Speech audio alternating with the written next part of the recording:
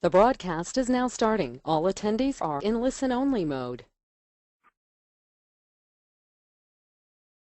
Hello, everyone. Good afternoon. This is Martha Hanlon, and I'm with Wide Awake Business, and I'm here as your moderator for today. And just a little word for you, I don't usually step up to moderate too many of these kinds of webinars unless they're special, unless there's something that's really valuable that we're going to get a chance to talk to you about and share, and hopefully move you in a direction that's really important for all of you. Our call today is about how you can get published. Our call today is to figure out some of those ins and outs that sit in front of you, the questions that often show up on your plate about, well, do I do this? Do I not do this? What are the benefits to it? What are the drawbacks to it? And so today on the phone with us, we have an expert, which is just the perfect way for it to be.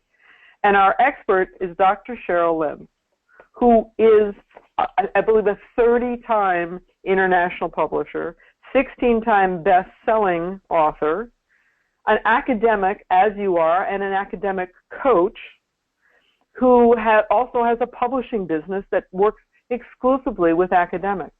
So someone who will be right up your alley to help you figure out, publish the whole nasty, confusing, difficult world of publishing that she can make simple so that you can figure out and determine if the thing that you must do in your academic career, which is publish, is appropriate for you and how it's appropriate for you.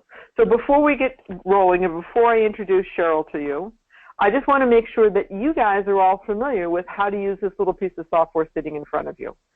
So you'll see that there's two ways for you to communicate with us. First, there's a little hand raised gizmo. You can click that hand raised gizmo, and I'll see that you've got something on your mind. There's also, you'll see a little chat box. If you get your hand up, type your question into the chat box, and at appropriate time in our conversation, while Cheryl and I are talking, I'll field your question to her. So please feel free as we go to talk back and forth with us, because that's what this is all about. For you, Barbara, for you, Ari, for you, Philip, for you, Marie, for you, Sistine. I think that's how you pronounce your name. And let's get ready to go. So with that, let me introduce to you Dr. Cheryl Lentz, our 30 times, 16 times authority. Cheryl, those are pretty impressive credentials. Welcome. Thank you very much, Martha. I'm glad to be here, and I'm glad you're moderating for us. Thank you. My pleasure. I said I don't do this very often. I do it when I think the topic is interesting, and I do it when there is a real reason to share information, because I know I've been published myself. I have a different reason to publish than most of the folks on this call, but one of the things I think that's difficult is to be able to navigate this world of publishing because it's not straightforward.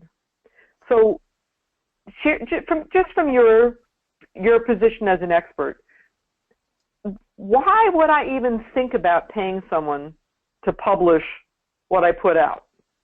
Why would I even think about paying? The idea is the concept of positioning yourself as an expert with that ability piece. One doesn't always have to publish, for example, in a peer-reviewed journal, which is what is typical and offered to many scholars in academia. However, the challenge becomes there are a lot of hoops to overcome. For example, there's a high rejection rate. It sometimes can take anywhere from 9 months to 24 months, and the timeliness can call your research, particularly the doctoral research we're doing, with a shelf life. And we certainly want to get it out there and in the public's eye as quickly as possible. And so having the ability to have publishing on your terms and paying to publish and as part of something like this is certainly the ability to overcome many of the objections that we find in academia. So this is perhaps an obvious question, but I'm going to ask it anyway, and that is, share with us from your perspective at an academic level, at a collegiate academic level, what are you seeing? What are you seeing changing? What are the trends in the pressure to publish? Is it growing? Is it decreasing? What are your colleagues experiencing from the universities and colleges? I think the pressure is still there. in terms of increasing, because there's so much more of options out there with the digital age that we live in. You're looking at the positioning of social media, for example, and Facebook and Twitter, and there's 400 different social media outlooks, that the idea is, where are people going to find you? Universities use the presence of faculty and their publications as a marketing tool for the universities. And with so many more outlets that are available, that dilution is sometimes hard to find. And so the idea of publishing is really important to the university, to be able to position the university and its scholars as the cutting edge. And so we have to be where our students are going to be, where our faculty are positioning themselves around the world when we're at conferences, and when we're, for example, one of my students is publishing in Greece as we speak. He is there presenting a paper we both wrote. And so this is really important, that you look at the ideas of how are you going to make yourself known to the university, because the challenge is really jobs. Jobs are changing. And the ability to separate and distinguish yourself in the digital space with the publishing pressures is to make sure that you are in a variety of areas, and that does include private publishing as well as digital publishing. And we're going to talk about, we do one more different format than all of the other publishers most people are typically used to, which is the print book and the digital book. We offer one more that's very unique. We'll get there. We'll get there. So I want to come back for a minute to peer-reviewed journals. If my memory serves me correctly, they don't pay. What happens is they use the sale of the journal to fund the journal. So if I'm publishing in a peer-reviewed journal, the journal's making money, but I'm not building anything on my end of things. Is that correct? That is correct, and that was something that became as a bit of a surprise to me when I first graduated many, many years ago, that this was the, I have to settle for this type of thing. And I am a peer reviewer on several publications such as Sage Open, which is a big one. So this is not to knock peer review. However, when you have spent 4.5 years or more, it took me 4 years, 3 months to earn my doctorate, that you spent all that time and energy and intellectual pressure to complete this journey, and then you don't know that when you're publishing in a peer-reviewed journal that they own your copyright. It can be a bit of a daunting challenge, because now the peer-reviewed journal has the control. And I have, as part of all of those 30 publications you mentioned, I have many that are appropriate in the peer-reviewed journal, however, not my doctoral work. That was something that I wanted to stay in control of. And so it's very true that somewhere, somehow, somebody has to publish and somebody has to pay for it. And then this model, which seems to be that's the way we've always done it, and that's the way many have had to settle for it, simply because there wasn't a better option or another option. And so you're absolutely correct in that when you publish in a peer-reviewed journal, 99.9% of the time, the peer-reviewed journal owns the copyright and owns the rights to publish it, and they retain the control of the royalties as a result. And so while academics don't get paid and they do get the byline, they lose their control. And particularly for all of that work for our doctoral research, the research that earned your credentials, earned your degree, I want people to be aware, because many like I were not. And not that it's a bad thing, but you do need to be appropriate to what you believe is in your best interest as you position yourself as a scholar going forward. Okay, so if I take the free journal and tuck it aside because I want to maintain control of my intellectual property, of my wisdom, of my knowledge, of my hard-earned education, then the opposite must be true, that the other avenue open to me would be paying to be published. Doesn't that detract from my credentials if I'm putting money down on the table for someone to publish something about me, something I've written? It's a common misconception and a common myth, because there are many who believe that if you're paying for it, that there isn't that peer-reviewed component. And as we're discovering, you really have to follow the money and think about the idea of somebody has to pay for it. Even the journals have to have it pay, whether it is sponsored by the university or by a conference, or sponsored like we're doing here as a private entity. We are still credentialed scholars. We still, as part of the Refractive Thinker in particular, have a peer-reviewed component that satisfies those degrees, those credentials and requirements by many universities. And so the idea is it doesn't detract any more than publishing in a peer-reviewed journal simply by having you pay for it. Think about going to a conference. We all are asked typically to pay our conference attendance fee, and often at that conference will often have a journal that will publish all of the papers at that conference. We have paid for that as well. And so quite candidly, I don't think it makes a difference if you're paying a private entity, if you are paying a publishing or a conference, an academic conference, or if you're giving away the fact that the publishing company as the peer-reviewed journal has to pay. It's a matter of, it costs money to publish, and it's simply a matter of being in control with a variety of ways that are available to publish, but it doesn't distract from your credibility provided there is a peer-reviewed component that meets university academic standards.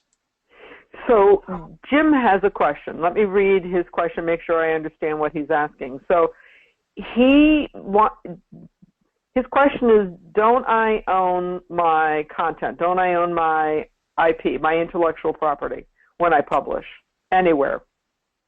Yes. Don't I own it? That's his question. Yeah, yes and no. The only way that if you went to court to prove that you owned your copyright, that you did this first, is to actually have the copyright medallion. And that's something when you go to the U.S. Copyright Office and you go to the website, and it's about a 20-minute process. You pay $35 for a single, $55 for more to be able to go forward and publish with many authors.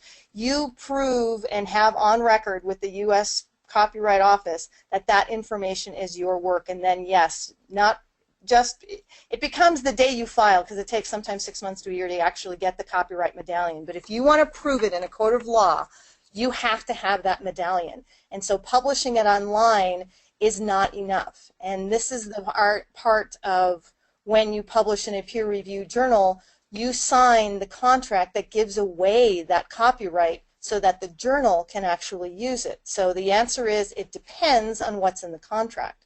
And so what we do at the Refractive Thinker is our contracts will suggest that you are giving us only distribution rights. We will teach you how to apply for that copyright. Once you own that copyright, it's now yours to decide what to do with that copyright. We now have the ability, once the book is published, to publish in a variety of venues, and you've given us that permission to distribute. But you are in as the author of record because you have applied at the Copyright Office that that work is yours. Should anything ever happen or be in dispute, you now will have that proof from the day you file with the U.S. Copyright Office that you do in fact own it. And so be careful of the difference between implied copyright as well as you actually own the copyright, which according to any attorney you'll find is only going to court if you had to prove it, is if you have actually applied for or actually have the copyright medallion in your possession to be able to demonstrate that that copyright is actually yours. All right. All right. So it seems to me, Dr. Cheryl, that we have that weighing factor. You know, on the one side we have free, which sounds easy but comes with its loopholes. On the other side we have the ability to control our intellectual property, our published thoughts, our unique work, the things that I would, in my world of business, I would hold near and dear versus free. Is that a fair comparison? Free on one side, control on the other? Absolutely. It's a risk versus reward. As I've mentioned with the 30 that I have publications to my name, it's a variety of things. And so it is not just one or the other. It's not a choice. And to me, it's a continuum. And so while many of my publications they all have copyrights to them, each one was a different focus. Some are academia, some are not. Next year I will have a book coming out with Animal Planet. And so it's a matter of positioning yourself and knowing what you really want to do. So what I typically do for my authors is start with the end in mind first. What is it that you want to accomplish? And is this or any other forum for publishing the best way to move forward to accomplish that goal? Did you say Animal Planet? Yes, they are doing a book of mine next year on Siberian Huskies, believe it or not, in there. But yes, I already have had turned in the book, and it's going through their process as we speak. Wow, that's fun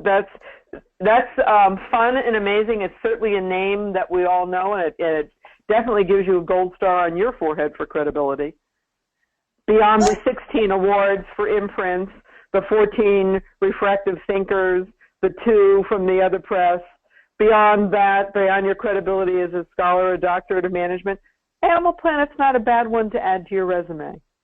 Well, we all have our what do you do in your philanthropic side of the house. And many of the universities I teach for, they want to know what are you doing to change the world. And I have Siberian Husky as my philanthropy, and so I started writing some minor ebooks for the Siberian Husky, and I was noticed and recognized, and that's a really wonderful tool that publishing can do for you, is position yourself as the expert, not just in your field of expertise, as my PhD is in leadership. However, there's a lot of other things that I do besides, and social change impacting the world, being able to make sure that I have something to say and have a mark. It's been amazing with all of the other books that they found, and that's where the contract came from, because I had the credibility in other areas. They trusted me with their book in this series, and it's called the Animal 101 series, and it should be out sometime next year. So I'm excited. Great. Exactly. That's great. Well, as a dog owner, I congratulate you. Even though I don't have Siberian Huskies, it'll be a lot of fun. I have another question here, and I think this is another good question, and it's right. It's in a sweet spot for me. I remember when we wrote our first book, when I wrote our first book in our business for Wide Awake Business, it took me a while. I got really personal with the information, and I got all wrapped up in what I was saying and how I was saying it, what I wasn't saying, and should I put it in the book or shouldn't I put it in the book. The question that I've got from James is shortage of time. How do I possibly publish and do it in a timely fashion? The quintessential question I get from most academics, because we're often wandering around with our hair on fire between oral defenses and teaching and the rest of it. Here's some really interesting ways we have found our model to help you answer and address that question. Many people are very short on time, James, and it's not just the academic, but it's the business owner. And so we have found that most folks may not have the time to write the whole book, but they can write a chapter of the book. And so that's why we use the anthology model here at the Refractive Thinker. And that anthology model means is we're having everybody has their own chapter. And so we typically will have 12 chapters in a book, and we will have either one person or up to 5 people that can co-author that chapter. And that helps with the time factor, because it's so much easier to write with someone else, 2 people or up to 5 people, to be able to look at the time factor. And for many who have already written their dissertation, their doctoral work, that typically implies committee opportunities. I often write with my mentees. They always get top billing. However, the committee can also, and we've had many committees who are either working with their current graduates and or just postdoc work, and they all come together because of that time element, going, you know what, I don't have time to write the whole book, or I don't have the time to write the whole book now. An interesting story we did for the last version we did with General Fogelman, the special edition volume 10 for the defense sector, as one of my colleagues wanted to write a business white paper. And eventually, that chapter she wrote for the Refractive Thinker that we wrote for her was we wrote with her. I was a co-author on this one. She uses as a white paper for her business, knowing that someday that chapter will be either chapter 1 or when she gets around to writing the entire book. But she needed it now. And as I hinted, we have 3 different versions that tend to help with this time factor as well. Shall I go into that little tidbit as well? I was just going to say to you, Cheryl, you can't hint to us anymore. You've shared with us what the 2 are when we first started, but why don't you walk us through what the 3 are and hold us in suspense no longer? The idea is form follows function, is that many of us are faculty in schools for which we cannot sell to our students. And so we wanted the ability to share our credibility in our writing as it becomes appropriate in our classes. For those books that I have authored, oftentimes I will give them away or give away chapters of that book. So I think you can see where I'm going. And so we have the full book, which is the print version you can hold in your hand. We make the digital that entire book that will go on Amazon. We also segment the book. So think of the fact that if you wrote chapter 5, Martha, you would take the front of our book, you'd take the back of the book, and we'd wrap it around just your chapter 5. And now we have something called an e-chapter. That e-chapter is your own PDF file of your book that, again, because you own the copyright, You own what you can do with this. And often it's about a 35 to 40 page file, which makes it very appropriate to email. You can show your boss of what your credibility and your piece in the book may be. You can post in your classrooms because it's certainly a file size that's agreeable to posting in most online classrooms, or via email to your students as part of the classroom. You can also put it on your website, post it in various places that you have when you do marketing for yourself, post it on Facebook, whatever it is you want to do with it. It is now your mini version of just your chapter in this series. So you get the credibility of being with an entire series of scholars, both who are part of your book or not, as part of your ability to have your little corner of the world. And my students love that we always recommend other books in our class. Now I can recommend mine and actually give them just that chapter that might be on the topic we're talking about. And now they have social proof that their faculty is the real deal because I've published, and I can share with them the same information just like I would recommend any other book, such as John Maxwell or Kevin Cashman or Tony Robbins in that same way. And that really positions yourself and does the wow factor for your students. Well, that would be a great bunch of people to be positioned against. I want to go back to one of my own personal experiences. My postgraduate degree is from the Wharton School at the University of Pennsylvania, and one of the things that I know about my professors, though it's a long time ago, but it's still pertinent today, is yes, they were printing and publishing for academic purposes, but they were also publishing for business purposes because we worked on a 4-day work week, and what did my professors do with the weekend and the 5th day? Why, they consulted. And so their publishing serves purposes not just for academic, but also for business credentials. Can you talk a little bit about that and how those two come together with your work at Refractive Thinker? Absolutely, and this is one of the favorite parts why I work with many authors to do just that, to find out what is their purpose for publishing, because most of it does start with the academic publisher parish, and that we have done our doctoral work and we want to share our results with the world to start that positioning.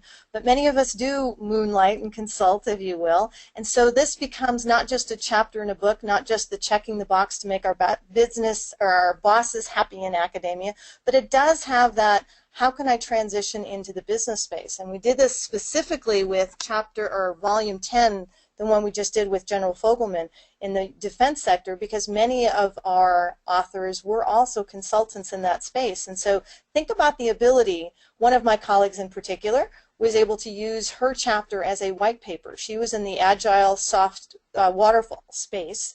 And so she had the ability of, much the same way many of us scholars, we get the same question over and over. And she was looking for a credible way to be able to pre-qualify some of her business consulting, to give that academic support of why what she does as a consultant and the techniques that she uses are credible and work. And so what she did is she used her chapter, because she was in the military defense space, as a white paper, but still wanting the credibility of having that academic piece. So we were able to have one foot in both worlds for her, and now she has that white paper that she sends out to her consulting clients to be able to pre-qualify them, to give them the rationale and the justification of why what she does works from an academic standpoint. Because many of us in the faculty space will know if you can't use it, you can't prove it, or you can't prove it, you can't use it. And so it's not what we know, it's we can prove. And now we have that proof, and she has it. So many of her clients are pre-qualified, that have the background information. So she starts in a much different place in her business now, because she's able to pre-sell them, pre-qualify them, give them more information about why what she does has that credibility piece, and it's been very successful. So we would have, I'd say, about 25% of our authors do have that consulting background, and this is another additional added benefit to what we do that can be used in a multitude of ways, not just for academia. Yeah, absolutely. I would totally agree with you. So I can use my publication, I can use my chapter in your books for both academic and business purposes. You talked about the fact that there's 3 types of publications. There's a traditional book, there's an e-book, and an e-chapter. Am I choosing among the 3? So this is a question from Barbara, and I think it's another good question. And by the way, for those of you who have questions, don't forget you can type it right into the chat box, and I'll pose them to Dr. Cheryl here. So the question that they had was this. So am I choosing when I talk with you, when I work with you, am I choosing whether I'm doing a traditional book, an e-book, or an e-chapter, or is all that included with the work that I do with you? All of it is included. Our goal, as you started out our Q&A for today, is the ability to make it as easy as possible. Many of us don't want to have the time and effort to go into the thousands of moving parts that publishing offers. I'm giving you the tools you can use for your business, and I will take care of the details to make all three of those versions happen and to make sure that you get the different versions for the different parts. And that's a piece of cake when it comes to publishing, and that's why I'm here, is to help you do all of that. Sweet. So you're going to do those three different versions of the chapter for me. Just share with me, what else does Refractive Thinker do for me so I don't have to do it for myself? I love it. Well, on Tuesday mornings that we have a radio show with Blog Talk Radio that we will have, and you're welcome to come on the show as often as you like. Most of our publishing authors will come at least once or twice during their career or more if they need to have a marketing piece to be able to have that. And we do things the same way. I just was doing some taping today, as a matter of fact. And so what we'll do is we'll tape your half-an-hour segment, and once the segment runs live on the radio show, you will have an MP3 file that you can do, again, whatever you want. You can post it on your website, you can send it to your clients, you can post it in your students. It is amazing to be able to have this credibility for using the digital technology that's available. We also have the website, and the website you'll go to refractivethinker.com will have a bio for you, and that biography will have all of your social media spots. It'll have your credentials, it'll have your picture, and it positions you with 130 other global scholars that we have, from the London School of Economics to Dr. Lucy, who is in Africa with us in Nigeria. And so there's many scholars around the globe, depending on your book, your chapter, what version you're with us, but we have a variety of options to give you those positioning that you will. Inside the book is also what we call the About the Author page. So after your chapter, you will have that one page that has your picture, and it has your credentials from the university and your business opportunities and websites and how they can contact you and email addresses. And so all of it's there from soup to nuts to have everything you could possibly need to be able to promote yourself and to have people find you as a result of the book, to promote business, to promote you in academia, to position yourself as a scholar, whichever entities that you need to have to move forward. We have them as part of a one package deal, one-stop shop.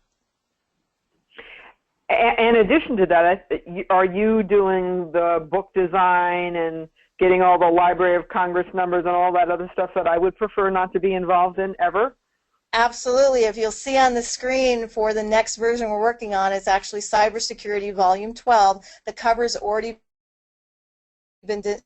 Library of Congress numbers are there. The ISBN numbers, we have two different numbers, one for the electronic version, one's for the print version. So all of those pesky types of things, including the barcode on the back, the spine, and all of that other stuff that you don't need to do, you'll just see the magical book appear before you, and I have taken care of all of the details. So essentially think of me as a project manager. I am going to coordinate all of the moving parts and all of the authors that are part of it and piecemeal you through what needs to be done, when it needs to be done, so that you don't have to worry about all of this. Many of my authors are very grateful as they're not in the publishing business. They are in their academic or business business, and that's why I take care of the details to make you look like a hero.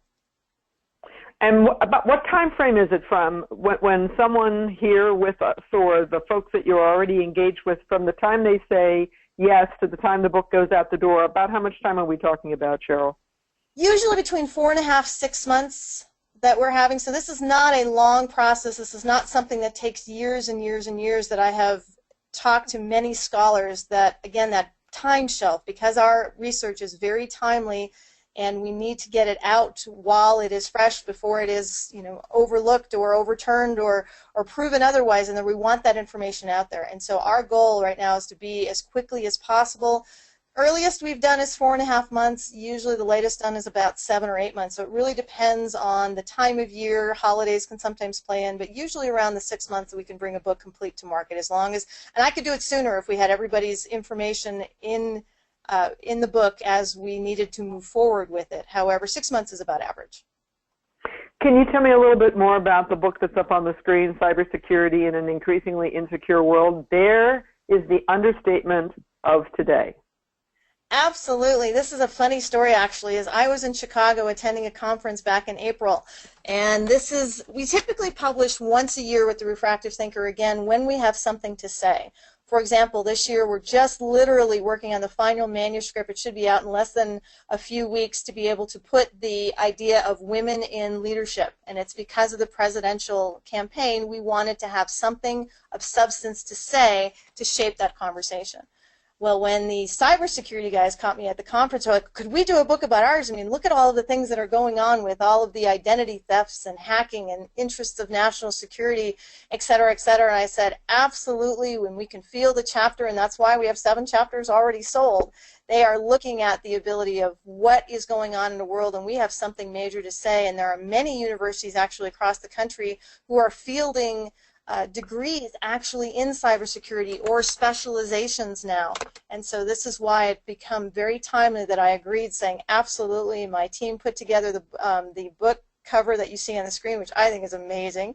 And so we will be fielding this specifically in the next few months in there to be positioned of the next book in the series of Volume 12. And how many chapters are there in this book? We'll go to press with 12 chapters, and so we have 5 more left. So 12 chapters, 7 are accounted for, 5 are available. Correct. To anybody on this call or otherwise? Correct. All that we're looking for is that means their doctoral level work, either as a result of their dissertation, their doctoral work, some people do doc studies, some people do dissertations, is somehow related to cybersecurity, because this is a peer-reviewed doctoral level publication. So we will be using APA format. We're looking at, citations very similar you would use for your doctoral work, but with a little bit of a twist. Ideally, our focus is, our passion really is getting research off the coffee table and into the hands of people who can use it. And we realize that despite the length of academic studies, which can range anywhere from 150 to 500 pages, many people, particularly in the business world, are not willing to invest the time to read all 150 or more of your brilliance.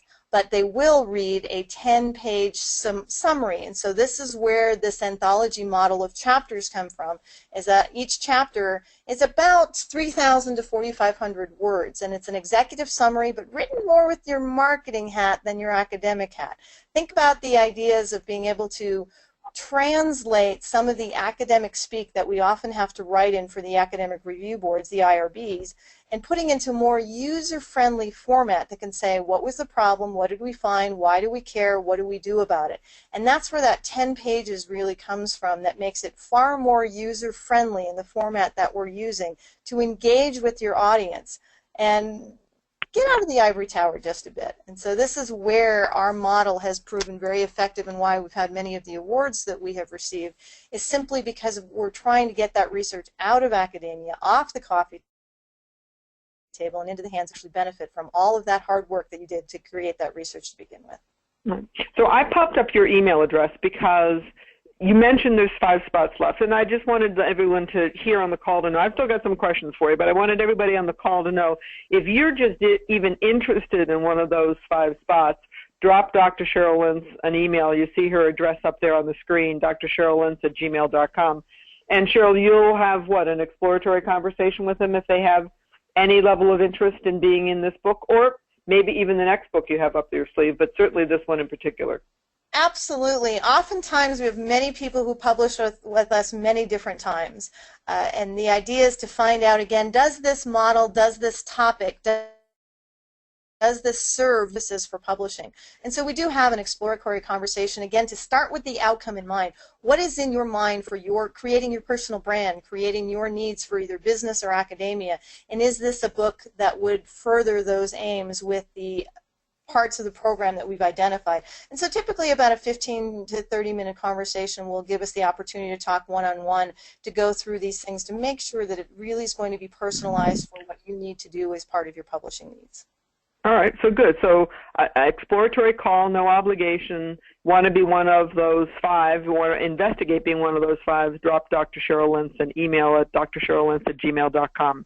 So we'll come back to that in a minute. I have an associated question for you with regard to a book. So we talked about the fact that this is a balancing act of what do I want, which one is more important to me, control or price, free, And we talked about the fact that the book can serve both academic and business purposes. So certainly I know for business, maybe also for academic purposes, that means I need to market this book. Because just because I wrote a book or I wrote a chapter in your book, in this case, Cybersecurity, doesn't necessarily mean that anyone's going to know it's there. So can you talk to me a little bit about some of the ways that you've marketed books, worked with authors to market books, because you've got more than a few books under your wing. You've been down this road before.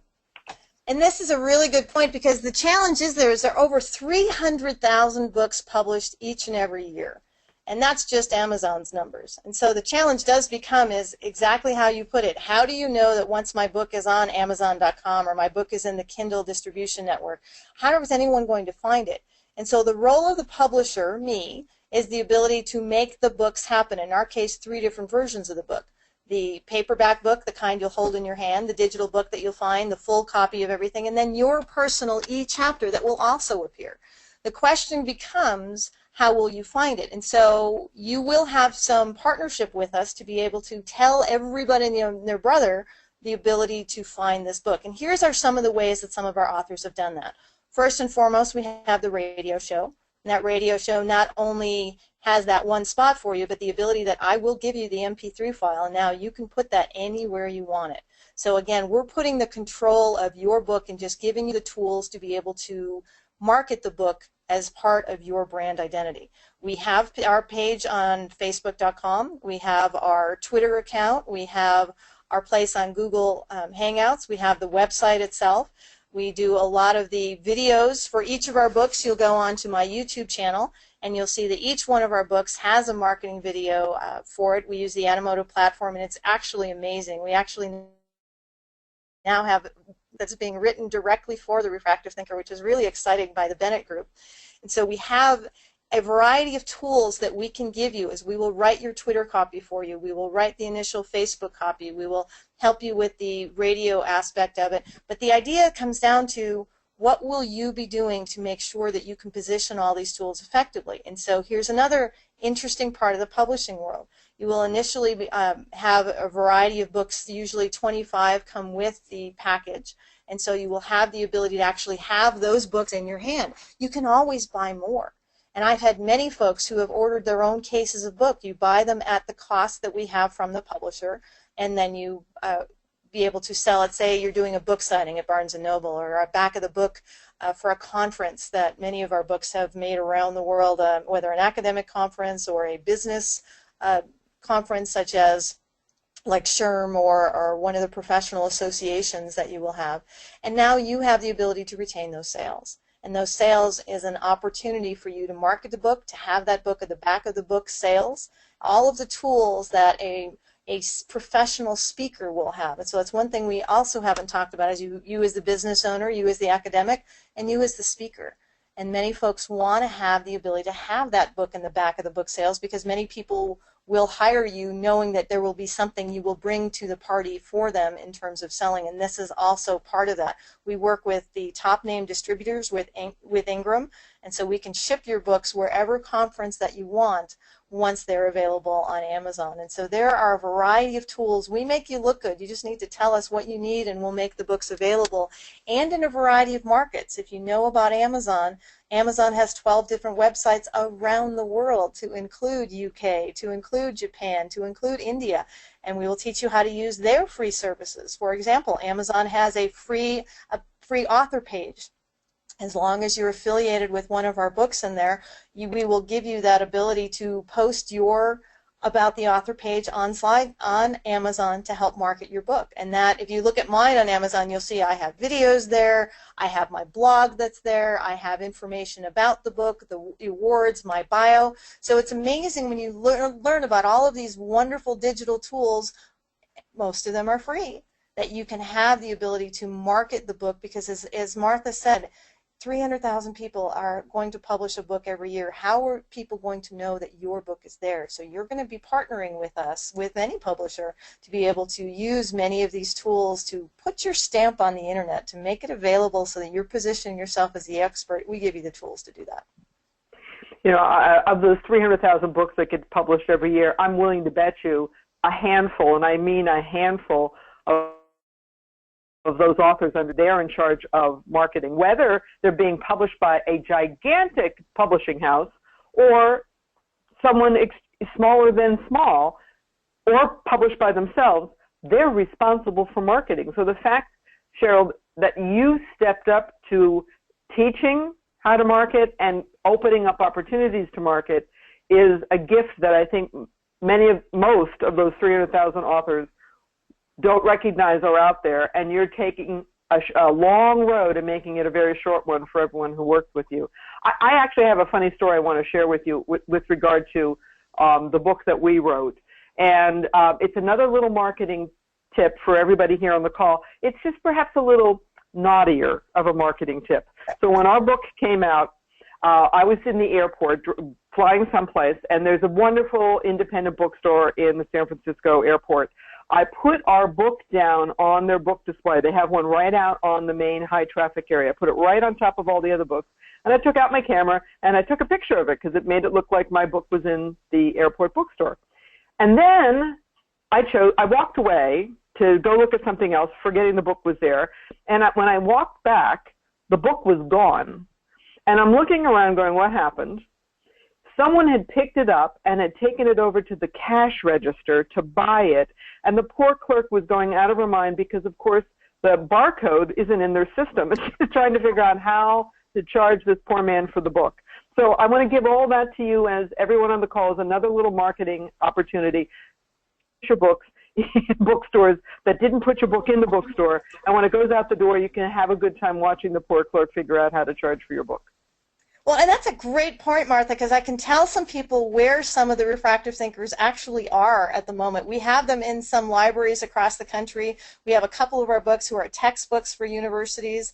Every time I travel, and I travel sometimes twice a month, I am bringing books with me constantly, giving it to the person who's next to me on the airplane, giving it to someone at the conference, and they're emailing them when when I run out of books and things of that nature. And so it's amazing that you look at how do you promote yourself. And this is part of the academic, part of my moniker, if you will, as I'm known as the academic entrepreneur, and that means one foot in the academic world and one foot in the business world. But I'm a college professor of 16 years, and I want to unravel the mystery of publishing, and I don't know why so many publishers want to keep all of this information about the entire publishing world to themselves. Because of what I do for a living, I'm happy to train, teach, offer any of these tips and demystify what's out there, because it's amazing how many myths are out there, what exists for information, and I'm willing to, from an issue of transparency, is offer anyone any information about what publishing. You're just curious, because we have been doing this since 2008.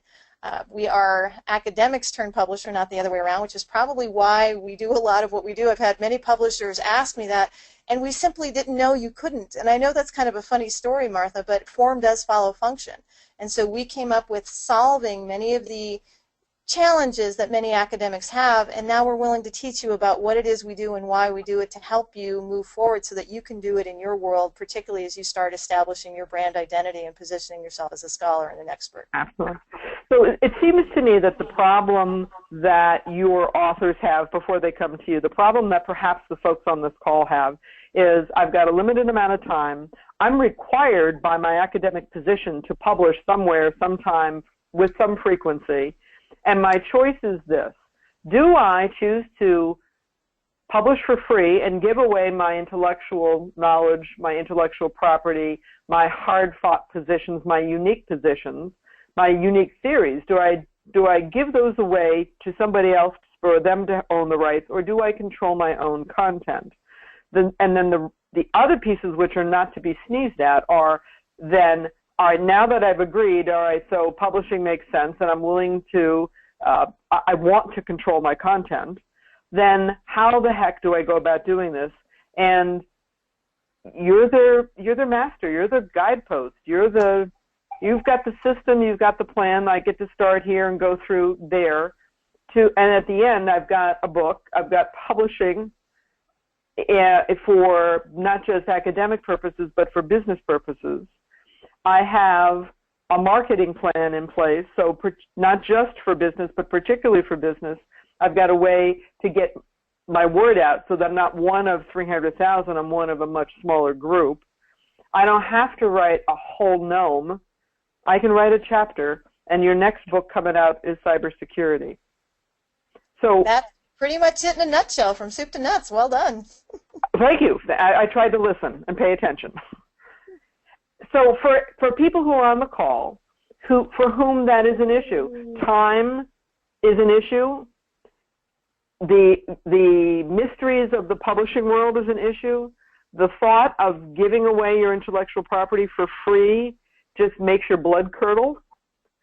It's criminal that you should do that work and then give your wisdom away to someone else for them to profit from. So if that is who you are, then Cheryl, the simple thing for everyone to do is to drop you an email at drcheryllentz@gmail.com, and you have 5 slots, and I presume that you're interviewing people for applicability. Absolutely. And part of the wonderful awards that we have earned, and we are certainly expecting more, and we'll hear about those in August, we hope, is the ability to how well we have connected with the name of the book series, which is The Refractive Thinker, which is a trademark series, as well as the title of the book, because it is more than simply writing an individual chapter. It has to connect to everyone in the book, which is why we pick a title usually once a year when we have something important to say that's on the mind of what businesses and academics are talking about right now. And so this is exactly what we're looking for, is to find the most appropriate and applicable research. And that's why we only do 12. It's the best of the best. That's terrific. So my encouragement to everyone who's on this call is drop Cheryl an email. You've got absolutely nothing to lose, and perhaps the biggest gift that you've been given on your recent career, because you now have a shortcut to get to the spot where you must go at some point in time because you must publish. Why not take the shortcut? To me, I always say, Cheryl, let's take the path of least resistance to get to where we want to go, because why work harder than we have to? We're already working hard enough. There's already people tell me not enough hours in the day. So why not take the short path? Well, absolutely, and for many of us who are doctoral mentors, that mentorship type of model in the academic world is already what we do. It's so much easier to follow in the footsteps of someone who has already done what it is that you have done successfully. So why reinvent the wheel? If you follow in someone else's footsteps, it's always easier than blazing a trail by yourself. So let us share with you what we as academics have learned about the publishing world. We're happy to share and have you join our global community if this is a particular avenue you want to explore with cybersecurity, or, as Martha says, you never know what topics might be waiting in the wings for us in the years ahead. Absolutely. So, Cheryl, is there any last thoughts, something that we haven't shared, anything that you want to put a cherry on top of the sundae? Well, I think the easiest is to look at, are you publishing simply by yourself? Are you publishing with a doctoral community? We have learned, particularly as being a doctoral chair, that it takes a community to raise a student. And for many of us, our name may have been on the front of the diploma, but there were hundreds on the back in invisible ink that helped us along the way. And so this is why we offer such an opportunity. It's not just publishing a book, but it's really joining an academic community that's really part of so much bigger than what we ourselves can do ourselves. And that's really why we came together to be able to come up with the Refractive Thinker family, if you will. And we do networking, we have done a few events, we've done some book signings, we have really helped out many of our folks. And so I am always about not trying to go it alone. And so now you have more than just a publisher that publishes a book. You're part of a scholar family, and that's really what we like to do when we have something to say. So come play in our sandbox, and we'll share the family and share the community with you.